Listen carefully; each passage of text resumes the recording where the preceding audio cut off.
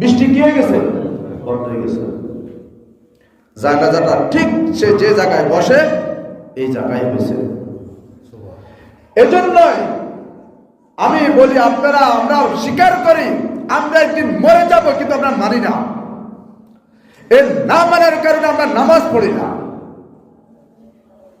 এই না মানার কারণে আমরা সুন্নতি পোশাক পরিধান করি না।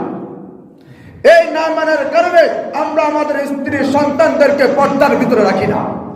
এই না মানার কারণে আমরা আমাদের স্ত্রীগুলোকে বাজারে পাঠিয়ে দিই।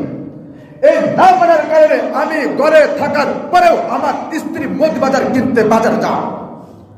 এই না মানার কারণে আমার স্ত্রী, আমি বাঁচে থাকা অবস্থাও, আমি সুস্থ থাকা অবস্থাও আমার স্ত্রী শাড়ি কিনতে বাজার যায়।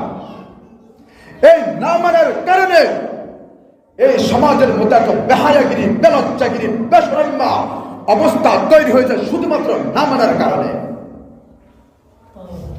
আল্লাযী খালাকাল মাউতা ওয়াল হায়াতা লিয়াবলুয়াকুম আইয়ুকুম আহসানু আমালা। আমরা হায়াতটাকে মনে করছি আমাদের হায়াতটাই সম্পূর্ণ নিরাপদ, আমরা মৃত্যুবরণ করব না। যুবকদেরকে যখন বলা হয়, হে যুবক, আল্লাহর পথে ফিরে আসো, নবীর আদর্শ পথ অনুসরণ করো, যুবকরা তখন বলে, না না, আমি তো এখনো তোমার মতন বুড়া হই নাই, আমি তো তোমার মতন এখনো কি হই নাই, বুড়া হই নাই, আমার চুল পেকে যায় নাই, আমার দাড়ি পেকে যায় নাই, আমার মোষ পেকে যায় নাই। আমি যখন তোমার মতন বুড়া হয়ে যাব, বয়োবৃদ্ধ হয়ে যাব, বয়স্ক হয়ে যাব, তখন আমিও তোমার মতন এরকম মসজিদে পড়ে থাকবো। এই যুবক, তুমি কি করে বলতে পারো আল্লাযী খালাকাল মাউতা ওয়াল হায়াত?